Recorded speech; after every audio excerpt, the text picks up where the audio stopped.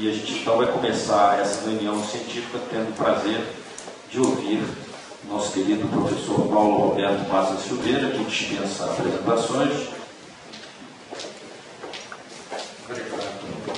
E me deu essa grata satisfação de vir aqui abrir essa nova fase para você, residente. Nós vamos abordar, acho que já está projetado, né, o conceito de propedêutica médica, né, que é um conjunto de técnicas que são utilizadas para que a gente elabore, com base nessas técnicas, um diagnóstico. Isso aí é óbvio para todos nós, é o que nós aprendemos na faculdade. Essas técnicas, elas começam pela anamnese, né, que é a tomada de dados orais, o paciente passa pelo exame físico e chega até os métodos complementares diagnósticos. Isso para que a gente possa, então, alcançar um diagnóstico definitivo sobre aquilo que o paciente, sobre aquela condição que o paciente mostra, que o paciente se apresenta diante de nós. Qual é a importância da propedêutica para o médico? Primeiro, ela facilita o diagnóstico. Uma boa propedêutica já é um primeiro passo, um bom estágio de propedêutica já é o primeiro passo para a gente fazer o diagnóstico, dependendo, às vezes, até de métodos sofisticados complementares para realizar esse diagnóstico. Segundo, a importância é que reduz custo. No momento que eu examino bem o doente, eu tenho talvez 60% de condição de chegar ao diagnóstico desse doente apenas com a anamnese e o exame físico. Não preciso sair fazendo pedidos de exames laboratoriais necessários ou em excesso, nem de exames gráficos, nem de mais.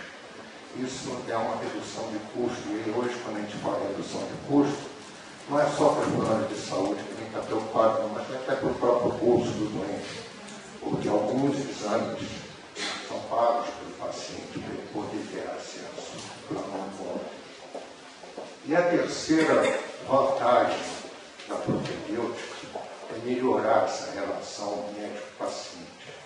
No momento que eu examino o meu paciente, no momento que eu converso mais com ele sobre as suas queixas, eu estou melhorando muito essa relação. Não tem aquele negócio de sair da consulta e dizer, doutor, nem tocou em mim. A gente ouve de vez em quando. Então, a propedêutica ela está aí para dar essas vantagens para nós. Um outro ponto que eu vou pedir licença a vocês para também, antes de iniciar a propedêutica propriamente, é citar esse professor, que era um colega nosso, cirurgião vascular, professor lá da USP, do Serviço de Cirurgia Vascular da USP, Danilo Moraes. Ele era muito preocupado com essa parte de propedêutica, de exame do clínico, tanto que os últimos tempos dele, ele se dedicou muito ao problema do erro médico. E o professor Elani, ele escreveu diversos livros, entre eles o que é o mais atual dele, ele já faleceu, é o propedêutica vascular. Tá? Esse a gente ainda encontra aí. Mas eu estudei muito naquele livro lá, Estratégias de Diagnóstico Vascular, e ali tinha um parágrafo que eu vou me permitir ler para vocês, que é uma coisa que serve para a nossa reflexão como médico. Os médicos antigos que se sobressaíram na profissão eram considerados virtuosos por acertarem diagnóstico mais vezes que os demais e por esse fato tornavam-se famosos por terem chamado uso clínico. Muitos dos meus médicos, por exemplo, foram admirados e invejados como estudantes, porque eu os via fazer diagnósticos, às vezes diagnósticos brilhantes, apenas conversando com o doente e examinando o doente. Então, o professor Leandro prossegue, dizendo que esses médicos que tinham chamado eles eram sim mais hábeis, pois apesar dos parcos conhecimentos científicos da época, eu acrescento aí talvez a ausência de métodos sofisticados, complementados de diagnóstico, tomografia, etc., eles desenvolviam a capacidade de examinar. Sabiam dar atenção aos doentes, viam, enxergavam, auscultavam e ouviam, palpavam e sentiam, quer dizer, toda a técnica da semiologia, né? Mas, acima de tudo, exerciam a profissão com dedicação. E aí vem a frase que eu considero básica. Nem sempre curavam os doentes, mas sempre cuidavam deles. E é esse o papel que nós temos que fazer quando estamos diante do nosso doente. Não temos a pretensão de curá-los, mas sim de cuidar deles. Bom, um outro ponto que eu gostaria de falar para vocês é que nós não podemos, nós quando vamos fazer a propedeútica, nós vamos no sentido de fazer diagnóstico de uma arteriopatia, não é? Quando se fala em propedêutica arterial, evidentemente.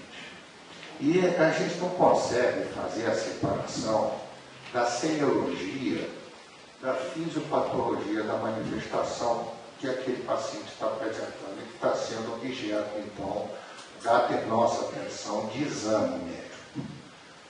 E então, eu começaria chamando a atenção de vocês para duas coisas. Primeiro, normalmente nós nos concentramos muito num setor do sistema circulatório que é da macrocirculação. Nós queremos saber o que está acontecendo com os vasos, estômagos, vasculares, etc. E esquecemos muito daquilo chamado microcirculação.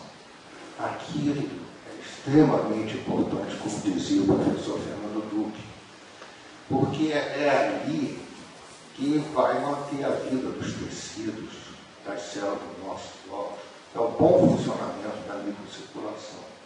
Não adianta, muitas vezes, eu resolver um problema na macrocirculação se esse problema não afetar a microcirculação. Ela continua funcionando mal. E vocês vão ver que essa microcirculação, anatomicamente, ela tem diversas formas de ser apresentada por diversos autores que se dedicaram ao estudo dela. Mas eu gosto sempre de mostrar esse sistema que reflete bem o que é a microvasculatura. Ela é formada por uma arteríola terminal, vocês estão vendo aqui. Depois essa arteríola terminal, ela se liga a um sistema de capilar sanguíneo, que tem o seu lado arterial e tem o seu lado venoso. Bom, do lado arterial sai o oxigênio, né? Sai uma quantidade de líquido, extravasa com oxigênio para levar então, esse oxigênio às células e para que elas possam então, ter o seu metabolismo. E do lado venoso, há o recolhimento do CO2 que é produzido pelas células e de parte do líquido que saiu também. 90% do líquido retorna para o sistema capilar sanguíneo. Existe uma parte, 10%, que é contendo proteínas, que é recolhida por aquele elemento lá, que é o capilar linfático. Bom, o sangue com o CO2 entra dentro da vena, ele retorna para o sistema venoso e aí vai seguir o seu destino.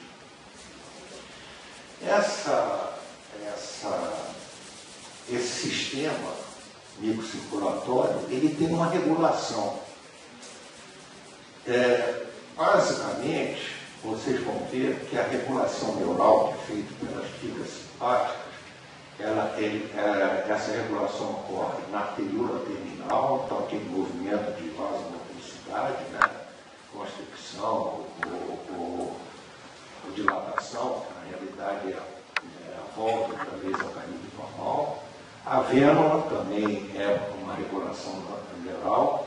Existe esse sistema aqui, chamado comunicação arteriolo-venular, que quase não é representado nos esquemas de microvasculatura, mas é um sistema que nós temos funcionando e ativamente na ponta dos dedos, na ponta do nariz, na orelha.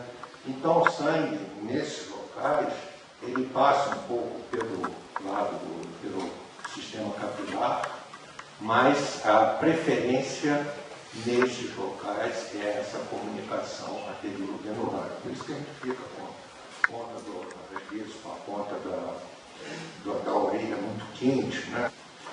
Bom, o sistema capilar sanguíneo, a regulação, pelo fato do capilar não ter fibra muscular lisa, a regulação não é renal, a regulação é metabólica, é de acordo com o metabolismo que ocorre naquele interstício ali onde ele está localizado. E a regulação do capilar linfático é hemodinâmica, ou seja, se eu aumento a quantidade de líquido no interstício, esse líquido, então, ao fluxo capilar aumenta para retirar esse líquido, isso por questões de forças hemodinâmicas. Um outro conceito também que vai servir muito para a gente entender a propedêutica é quando nós recebemos oxigênio nas células, esse oxigênio serve para fazer aquele ciclo de Krebs, que é a glicólise aeróbica, onde nós temos como produto final CO2 e água e uma grande produção de energia que vai servir para que as células possam desenvolver os seus processos metabólicos. É isso que mantém a integridade das células. Se eu diminuo a quantidade de oxigênio que eu forneço a essas células, aquela degradação da glicose para em produtos intermediários, não chega a CO2 e água. E esses produtos são esses produtos que se estão vendo aqui, ácido lático, ácido fosfórico, ácido pirúvico e radicarlídrico, que são produtos extremamente lesivos para a célula.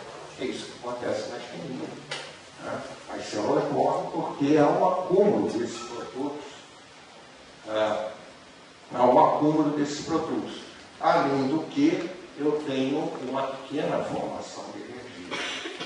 Então, também há prejuízo das células pela pouca quantidade de energia que é formada em condições de baixa de oxigênio, que é o que acontece na isquemia. Bom, agora, esse sistema tem uma função em relação a alguns sinais nossos, né? Alguns sinais que nós apresentamos. Por exemplo, a temperatura nossa cutânea, ela está relacionada à período terminal, né? Da circulação nossa cutânea. Quer dizer, a vênula também tem uma participação em relação à temperatura. Locais onde as veias se dilatam, aumenta a temperatura. Né? Vocês sabem disso.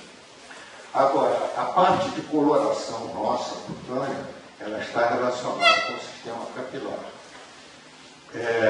Conforme a quantidade de sangue que passa dentro do capilar, ou conforme a restrição da quantidade de sangue, eu tenho as variações de coloração da nossa extremidade.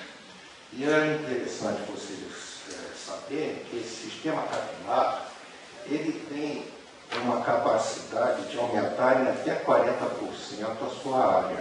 Então, em condições de isquemia, entra em funcionamento os chamados capilares potenciais.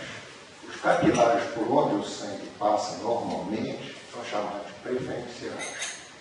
Em condições isquêmicas, aqueles capilares potenciais que normalmente só estão preenchidos por soro, passam então a também receber sangue e aumenta essa área de perfusão capilar. Isso acontece, por exemplo, na inflamação. Por isso que na inflamação a gente tem a hiperemia. Tá? Isso acontece também na isquemia. Por quê?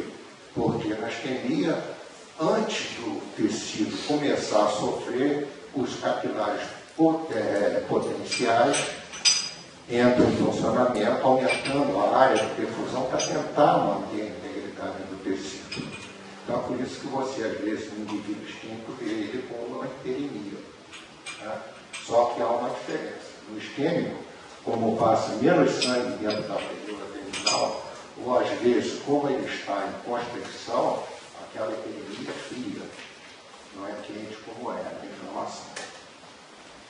Bom, esse setor aí, esse sistema ainda tem uma importância na vitalidade celular, porque se não funcionar bem o sistema capilar sanguíneo, o tecido morre, né? E o turgor, que é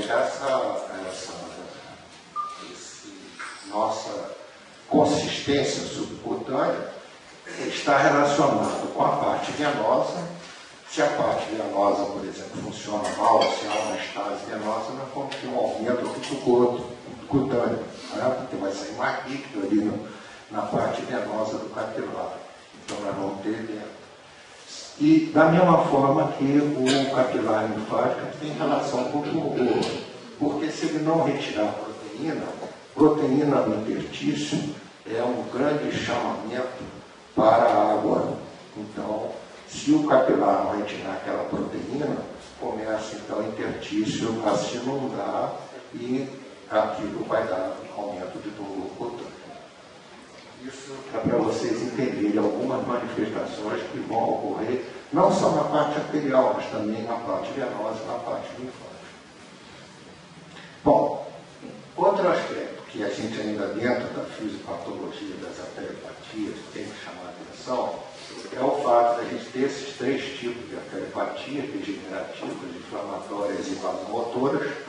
Hoje essas degenerativas já estão sendo muito questionadas, porque a principal causa seria a arteriosclerose, e a arteriosclerose hoje já não é mais considerada uma arteriopatia degenerativa, sim, básica. A base dela é uma inflamação. O início da placa de ateroma e a manutenção do crescimento dessa placa é um processo inflamatório. Mas, de qualquer forma, vamos ficar nisso aí. Lembrando que essas arteriopatias, então, reduzem a quantidade de sangue, a maioria delas, né, reduz a quantidade de sangue para a extremidade, e isso leva à isquemia. Essa isquemia, por sua vez, produz sintomas e sinais, que a gente chama, então, essa conjunto como síndrome isquêmica, e que pode se manifestar de uma forma aguda ou crônica. Então, vocês estão vendo ali algumas alterações que podem ocorrer quando há essa isquemia. Por exemplo, eu tenho diminuição do oxigênio, vocês estão vendo aqui, e aumento do CO2, porque esse CO2 acaba não sendo recolhido a nível, produzido em quantidade tão grande na isquemia, que é insuficiente o seu recolhimento pelo sistema venoso. Por outro lado, esse acúmulo de catabolitos, como eu mostrei para vocês, catabolitos ácidos, diminui o pH no interstício e acaba gerando, então, a destruição dos tecidos. Então, vejam vocês o quanto é importante o funcionamento desses elementos e a relação que tem com a propedêutica. Vamos ver, então, como é que é o exame clínico do paciente arterial, que é o problema da propedêutica propriamente.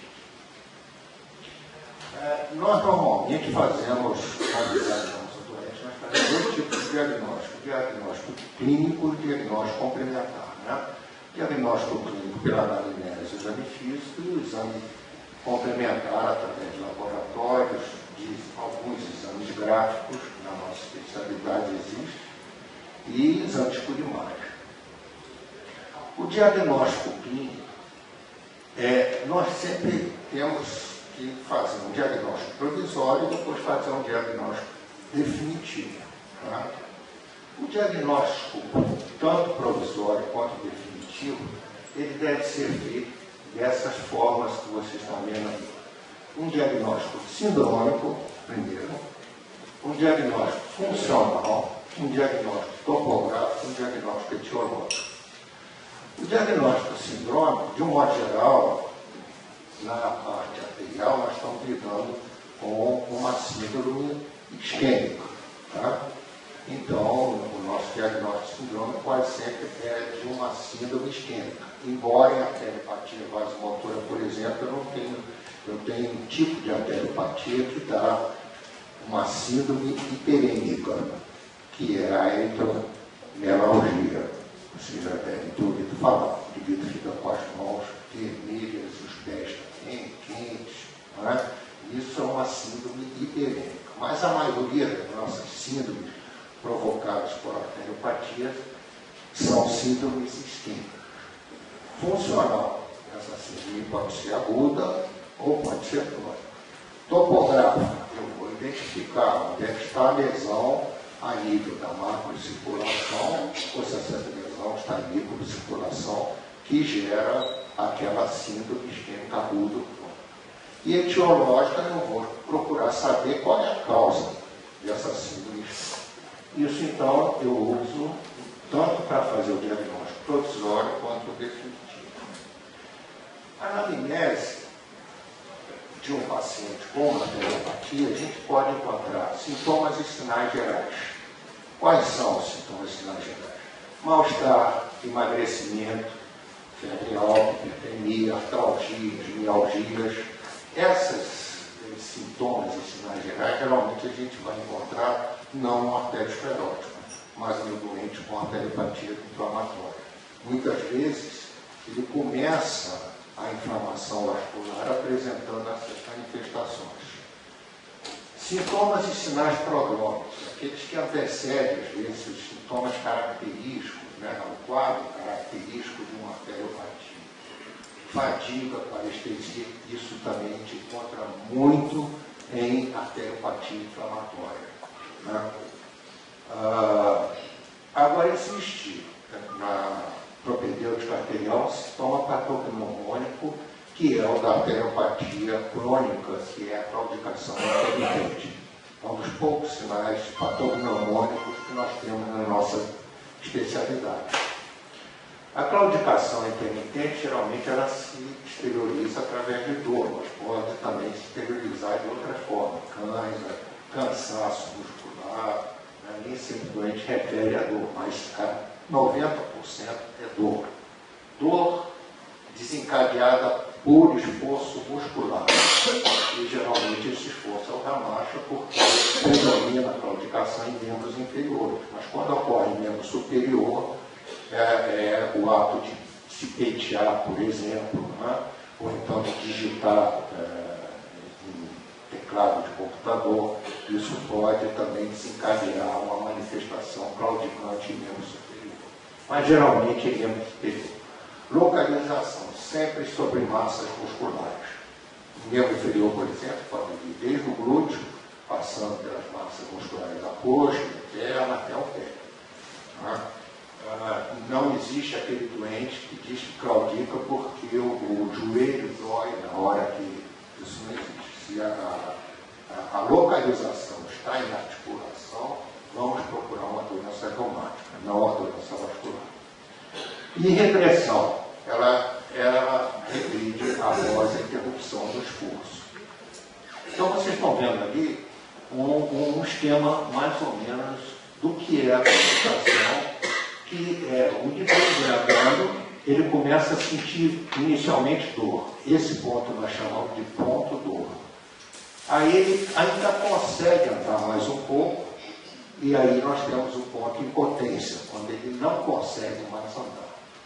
Isso é muito importante porque, às vezes, através da medição desses pontos, nós sabemos se ele está piorando ou se ele está melhorando quando a gente faz o tratamento, ou então se aquela claudicação dele é uma claudicação extremamente importante. Por exemplo, quando o ponto 12 se aproxima muito do ponto impotência, é porque a claudicação é muito importante, ele não tem praticamente circulação colateral.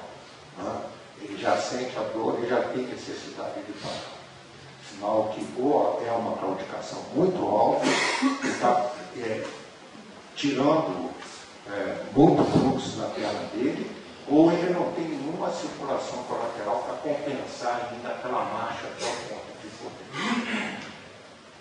Geralmente dura 2 minutos aquela dor, e depois ele volta novamente a andar, caminhando a mesma quantidade de distância até fazer novamente esse ciclo, dor e impotência.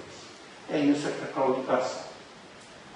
Existe uma série de sintomas e sinais secundários nas arteriopatias, que vocês também já estão acostumados a ver, que é a frialdade e a hipotermia. Eu gosto sempre de perguntar qual é a diferença de frialdade e hipotermia. Alguém sabe dizer? Qual é a diferença entre frialdade e hipotermia? O termo, em termos. Porque a manifestação é mesmo. Frialdade é aquilo que o paciente refere para você. Hipotermia é aquilo que você sente no paciente. Tá? Então, nunca descrevo. O paciente apresenta no membro inferior frialdade, só se ele referir para você. Se você estiver fazendo o exame clínico, o paciente tem hipotermia no membro inferior.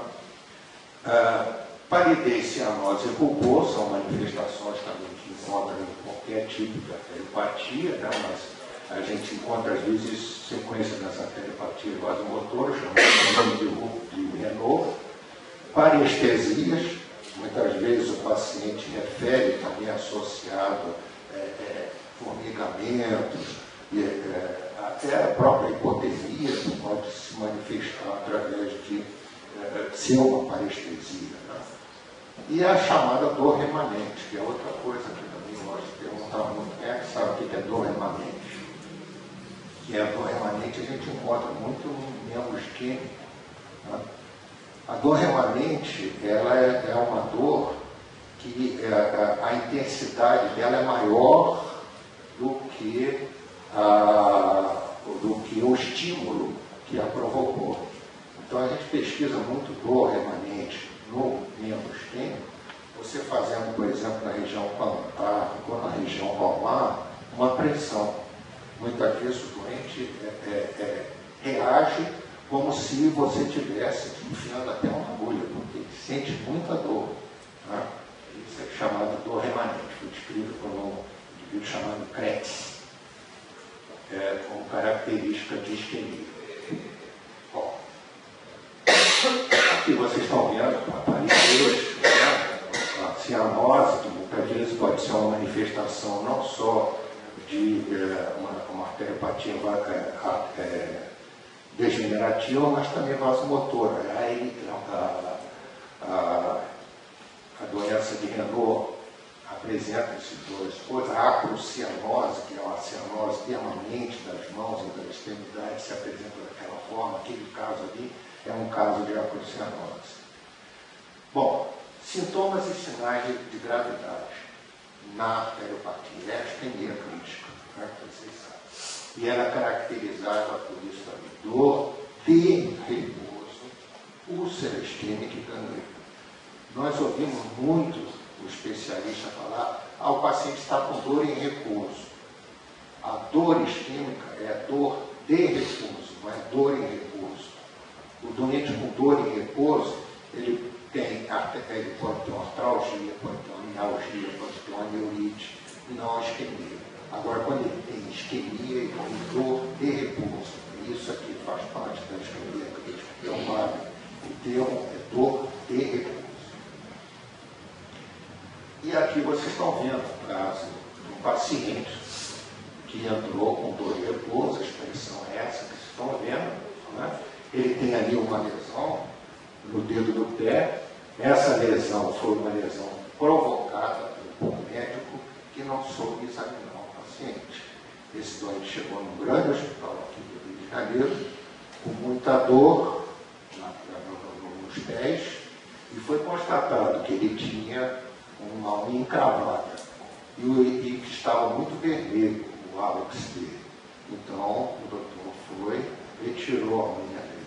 Só que esse paciente tinha essa lesão, era um trombogeítico com obstrução política. E esse paciente teve que amputar a perna por causa disso. Porque aquilo ali evoluiu, era uma época que a gente ainda não tinha grandes recursos, evoluiu para a perda da extremidade em função disso. Se o doutor tivesse noção da propedêutica vascular, ele veria que aquela epidemia que ele estava apresentando, e aquela dor exagerada diante de uma unha encravada, é porque aquilo era isquêmico. E se ele examinasse, botasse a mão no dedo dele, como nós, quando ele chegou nessa situação, nós sentíamos, veria que os dedos dele estavam frios. Né? Ele estava hipotérmico na extremidade. Então aquilo não podia ser uma inflamação, e sim uma manifestação da isquemia. Existe uma série de antecedentes que você também sabe, não vou ficar me detendo nisso, os fatores de risco que a gente tem que pesquisar. Né? O fator familiar é muito importante, a morbidade familiar, a gente sempre procurar saber, né, em relação a uma série de coisas, mas ali vocês estão vendo, Marco, não só os fatores de risco para a aterosclerose, mas existem alguns fatores de risco ali, como infecção, uso e abuso de álcool e drogas, que são fatores de risco para vasculites. Tá?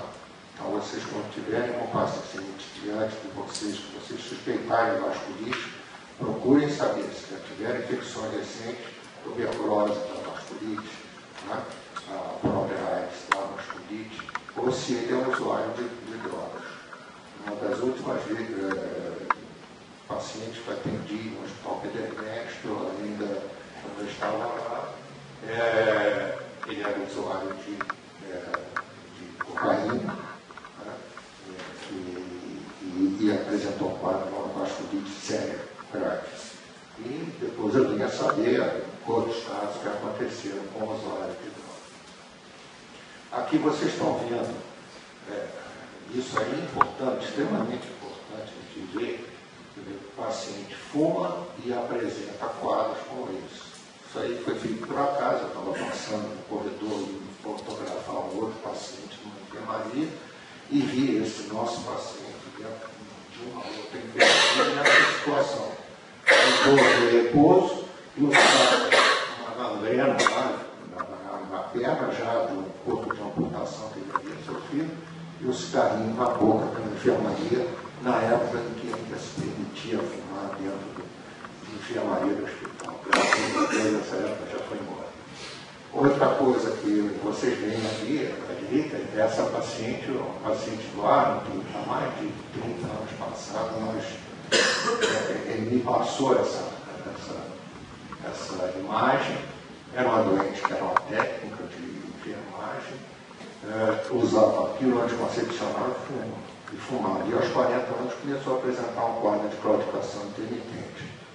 Ela trabalhava no mesmo serviço que o Arno, no mesmo hospital que o Arno tinha um serviço, e o Arno foi pesquisar e encontrou aquela placa de ateron lá, severa, que dificultava a chegada de sangue, o fluxo de sangue à extremidade, por isso que ela claudicava. Bom, exame físico. A gente deve sempre observar a postura dos doentes, se é um doente, a atitude que ele está no leito, né? E a atitude, quando a gente vê um doente nessa situação, a gente já sabe que ele está em isquemia crítica, né? Aquele doente com um semblante sofrido, sentado, com a perna para baixo, não é aquele doente que está deitado. Então, isso é uma coisa fácil também sempre. Observar marcha, ler obesidade, desnutrição, isso a gente tem sempre também que observar. Na inspeção, a gente vai encontrar uma série de alterações típicas da isquemia. Atrofia cutânea, hipotrofia muscular, o músculo não recebe sangue, ele não tem condição de manter a sua rigidez, ele vai se hipotrofiar. Né?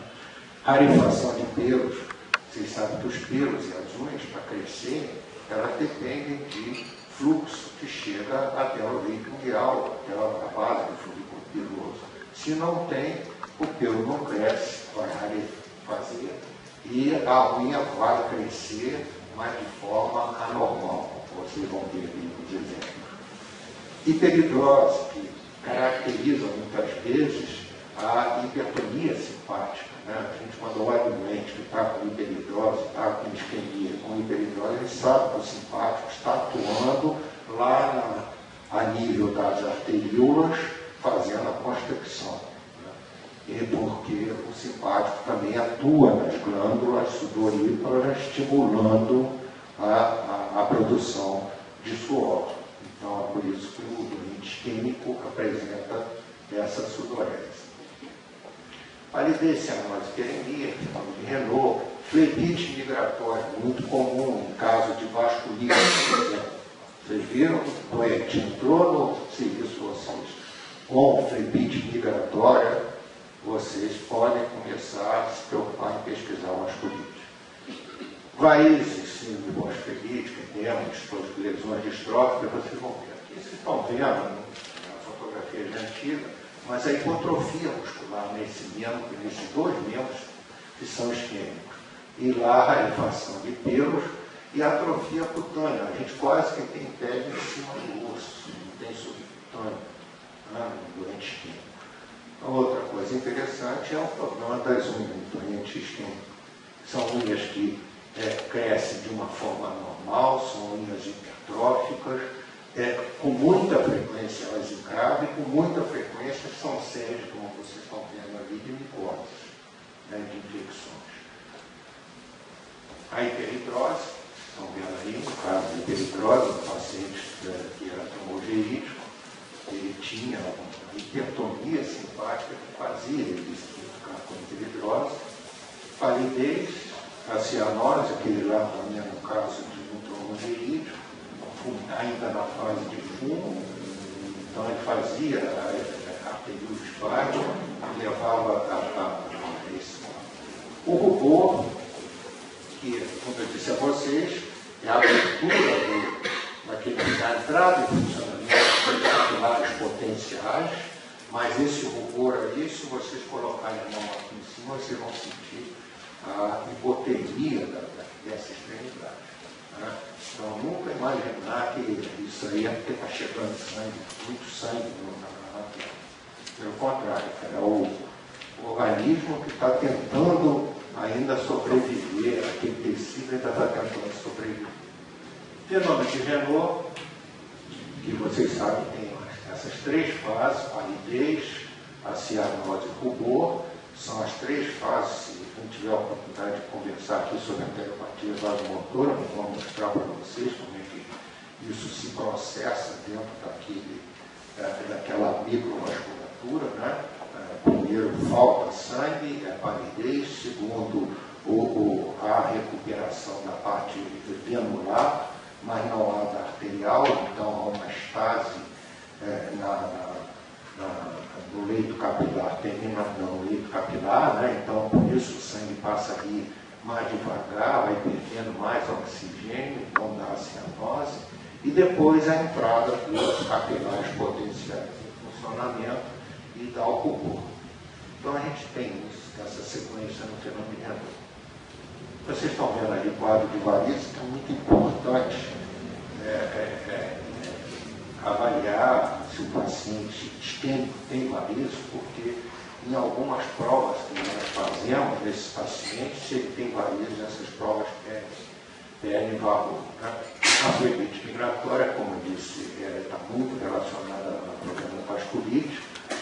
A postura do edema, que muitas vezes está presente na extremidade do isquêmico, isso é sinal que ele está de gravidade, porque ele está passando o tempo todo na noite sentado com a perna para baixo.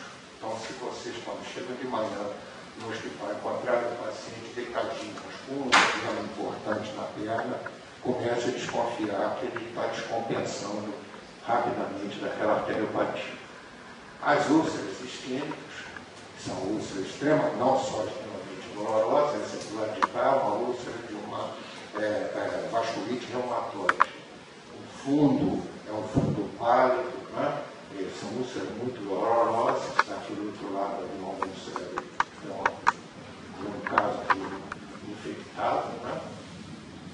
Vocês têm as gangrenas, já são as lesões tróficas, as gangrenas secas, praticamente a mumificação da extremidade, e a gangrena dita úmida, que é aquela em que há a infecção superajuntada muito comum no diabético. A gente ainda na inspeção deve observar para ver se há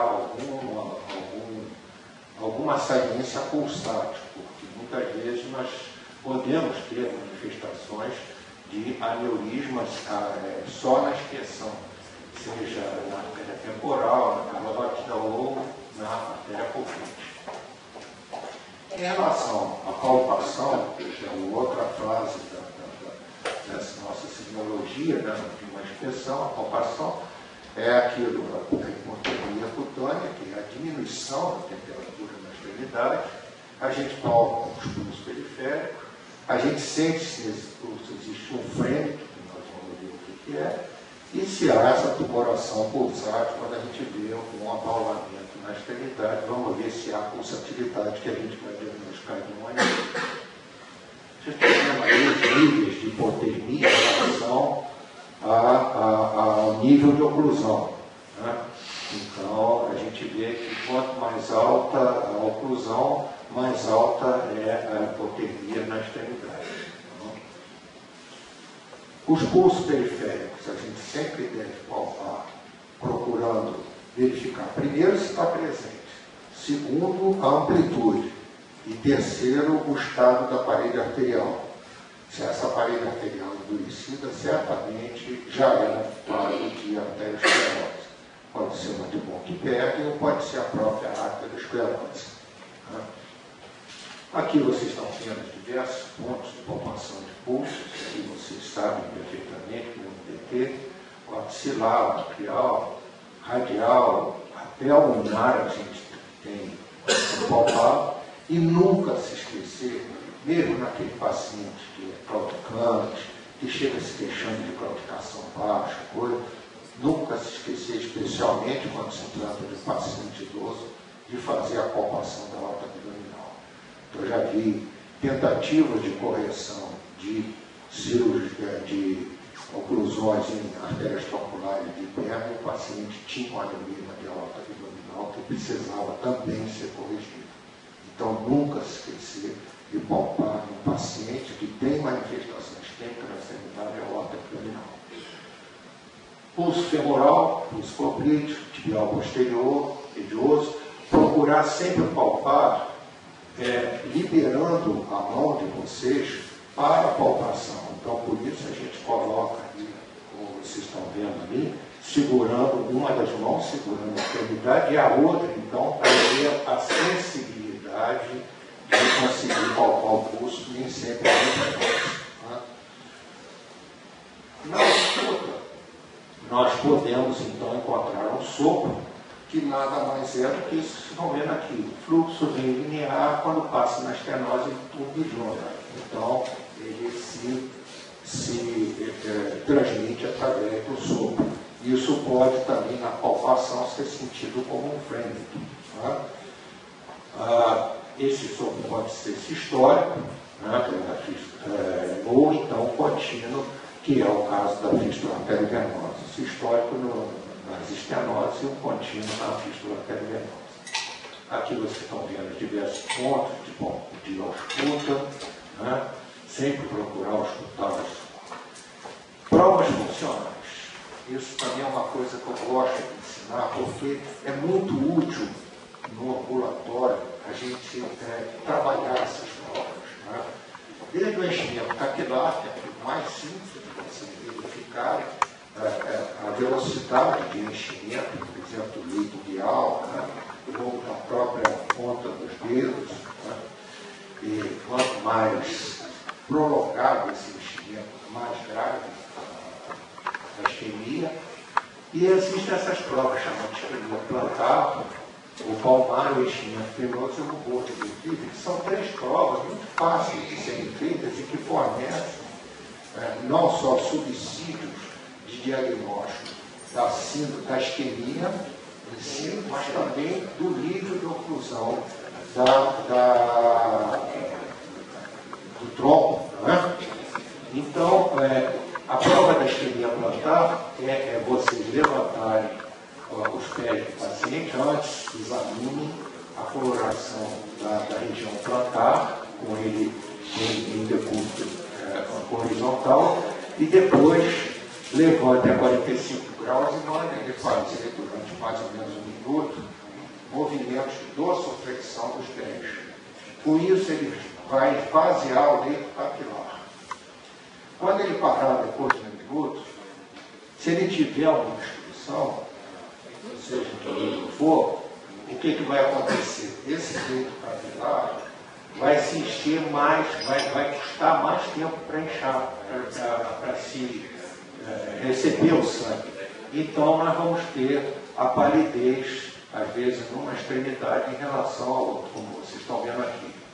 Às vezes, essa palidez pode ficar só no antifé, caracterizando, então, uma obstrução da artéria pedirosa, né? Às vezes pega o pé todo, às vezes essa palidez é muito prolongada, é muito demorada para voltar ao normal, isso indica que a oclusão é alta, então essa prova nos fornece isso.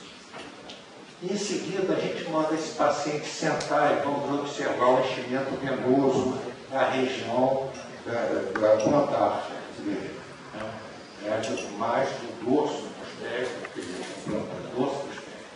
E esse enchimento venoso ele tem que se fazer dentro de um prazo de até 15 minutos. Se ele estiver acima disso, de 15 segundos, se ele estiver acima disso, indica dificuldade do sangue chegar à arteríola, passar pelo leito capilar e penetrar no sistema venoso através da vena. Então, isso indica que eu tenho um processo isquêmico acima de 15 segundos. Essa prova ela perde valor quando o paciente, que eu disse, tem que examinar o paciente, ver se ele tem varizes. Perde valor quando ele tem varizes, porque a tendência em ele tendo varizes é de encher mais precocemente as veias, tá? De encher de forma retal. E, finalmente, o rubor de declive, que, com a mesma observação, na mesma coisa, a gente vai observar o rubor de declive, que é a gente verificar no pé isquêmico, geralmente, ou o rubor ele é muito acentuado, ou então é um rubor que custa aparecer, indicando assim que ou é uma oclusão alta, ou então que é uma oclusão, mas que aquele pé já está em um grande sofrimento com seu leito capilar totalmente preenchido e com os capilares potenciais já abertos. Né?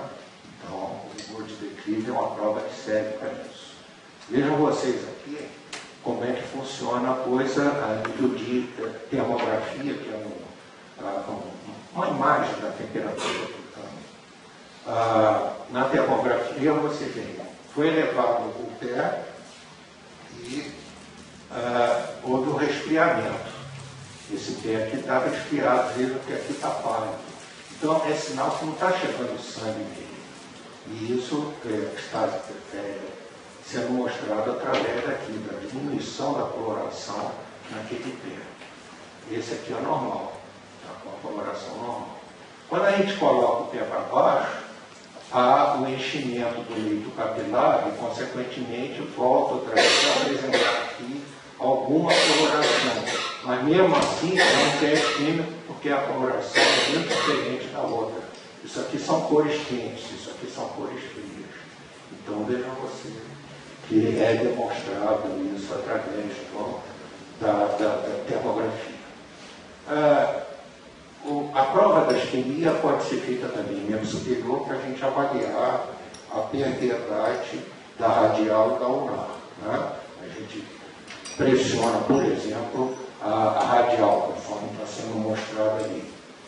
Pressiona, manda o paciente abrir e fechar a mão para esvaziar o leito capilar e depois observa. Se a ulnar dele tiver pérvia, ele vai voltar a ter coloração na mão, alguma coloração. Se tiver obstruída, ele vai ficar com a mão pálida. Né? Depois você solta, se a radial tiver pérvia, vai aumentar muito a coloração da mão. Né? Se houver algum problema na radial, não há o aumento dessa coloração. O inverso também pode ser feito em relação ao ulnar, para você ver a permeabilidade da radial. Essa é a prova de Allen. E o diagnóstico complementar, como eu disse para vocês, é um laboratorial, gráfico e por imagem, né? O laboratorial, a gente geralmente pede para o paciente que tem uma doença, uma arteriopatia, a gente deve pedir os exames de rotina, porque muitas vezes ele, na sua doença vascular periférica, ele é um diabético, ele pode ter já alterações a nível renais, pode ser visto através da creatinina, então nós devemos sempre fazer uma rotina diagnóstica, uma rotina de exames normais que a gente deve pedir, né? Lipidograma, etc. Existem exames específicos, então o lipidograma é um deles, né? Quando eu estou diante do arteriosclerótico, eu tenho que avaliar se o colesterol está alto, se ele tem baixa HDL, homocisteinia, porque hoje a homocisteinia está muito relacionada com o processo da arteriosclerose. Né? Provas na fase aguda da inflamação, se eu estou diante de um paciente com uma vasculite, eu tenho que ver se ele está na fase aguda dessa vasculite. Então, vou fazer o pedido das provas. Pesquisa de autoanticorpos, porque são anticorpos que estão muito relacionados com a vasculite. As vasculites da doença do tecido colágeno, a fator refatório, anticorpos antifosfolipídios, tudo isso deve ser pesquisado quando a gente está com uma vasculite.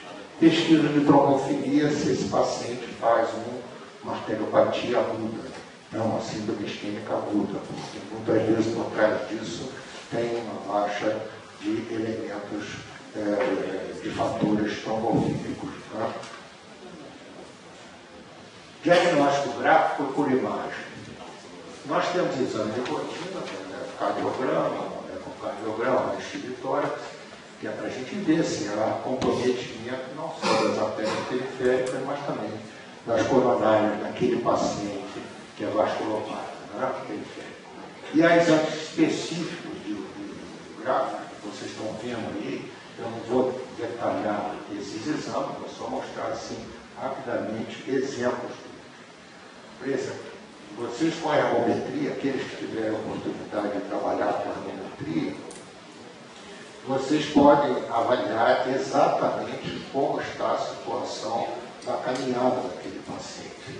Ele muitas vezes, na sua informação de anamnese, ele nos diz que anda uma determinada distância, conforme foi o caso desse paciente. Dizia que andava 100 metros. Na hora que nós colocamos ele na ergometria, que é uma avaliação objetiva, ele andava 250 metros. Agora vejam vocês a terceira informação que a ergometria pediu. Ele, no membro inferior direito, ele ficou com a dor durante 10 minutos. E no esquerdo ele ficou com a dor só 2 minutos. Qual é o pior? O direito. Né? Então, se ele tiver uma lesão direita que precise ser corrigida, eu vou me preocupar mais nesse membro inferior direito do que no membro inferior esquerdo. Então, a ergometria serve para isso. Isso aí é um exame que nós trabalhamos durante algum tempo, a pré-estimografia, ela dá essas ondas de volume de pulso que vocês estão vendo aí, né? Existe a forma segmentar, que vocês estão vendo ali, esse aparelho aqui, a gente bota aqui e insufla acima da pressão, e aí o gráfico dá essas ondas que a gente chama ondas de volume de pulso. E a digital é através de uma célula fotoelétrica, que dá essas ondas aqui. Então, quando existe uma suboclusão fêmuro-poplítea bilateral, vocês veem que as ondas, a partir daqui, se tornaram ondas menores e mais largas, isso indicando assim, que há uma circulação colateral. Então, ali, por isso, eu posso fazer um diagnóstico de que a oclusão é fêmuro-poplítea bilateral, né? Uma oclusão baixa, mas que ainda chega fluxo sanguíneo até aquela extremidade. Aqui vocês estão vendo também com a fluxometria, a gente faz aquele índice de pressão tornozelo-braço, né? E quanto mais baixo, pior seria. É um índice que vocês estão vendo aí, tem os valores normais, 0,96. Quando o indivíduo já claudica, ele já baixa para 0,50, em dor de repouso já chega até 0,21, e quando está em torno de 0,20 ou abaixo, já é risco de amputação. Outro exame é o ecodoppler, todos vocês conhecem, hoje muito utilizado, permite avaliar locais de oclusão, como vocês estão vendo ali, e a tomografia computadorizada, que é muito útil para a avaliação dos casos de aneurisma, né? E hoje a ressonância magnética também tem sido usada, mas com um certo cuidado, porque ela supervaloriza muitas vezes a estenose. A gente olha e imagina que ali é uma estenose extremamente importante, quando na realidade não chega a ser tão importante. As arteriografias, que hoje, pouco a pouco, estão sendo substituídas pela angiotomografia, que é um exame que tem nos auxiliado bastante no diagnóstico desses pacientes. Bom, e para finalizar, depois que nós examinamos o nosso doente, nós temos que ter uma avaliação sobre a condição dele. E essa avaliação, antigamente, a gente trata-se de uma síndrome isquêmica crônica compensada. Isso significava que o paciente não tinha sintoma, ele só tinha ausência de algum pulso, ou então tinha presença de um sopro, mas não era crônico. Então a gente dizia que aquela síndrome isquêmica era compensada. Semi-compensada quando ele era claudicado. E descompensada, então quando ele já tinha as manifestações da isquemia crítica, dor de repouso, a úlcera isquêmica aguda. Em 1954 surgiu a classificação de Fontaine para substituir essa coisa que era muito simples demais. E Fontaine então dividiu estágios. Era o paciente que não claudicava, tinha os sinais da doença arterial, mas não claudicava. No estágio 2, ele dividiu no estágio 2A e 2B. O estágio 2A é aquele em que o indivíduo claudicava para mais de 200 metros, e o B, ele já claudicava para menos de 200 metros. E, finalmente, ele jogava o terceiro estágio, que era o da dor de repouso, e o quarto estágio já era o da lesão isquêmica.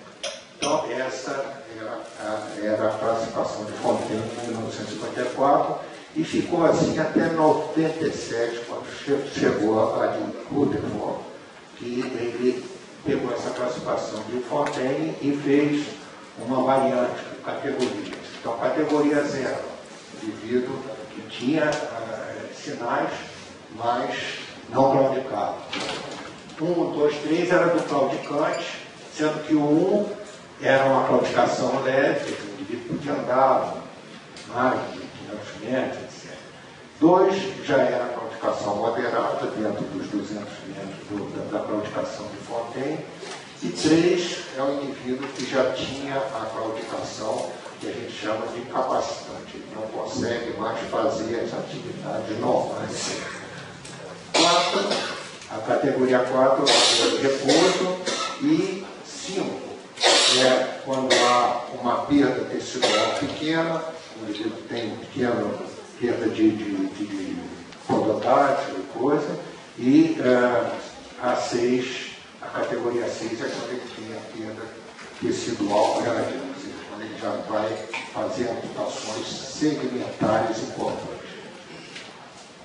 Bom, era isso que eu queria passar para vocês, sobre a propedêutica arterial. Não pude se aprofundar um pouco, porque com isso vocês não só estarão habilitados ao título de especialista, mas que serão excelentes especialistas. Muito obrigado.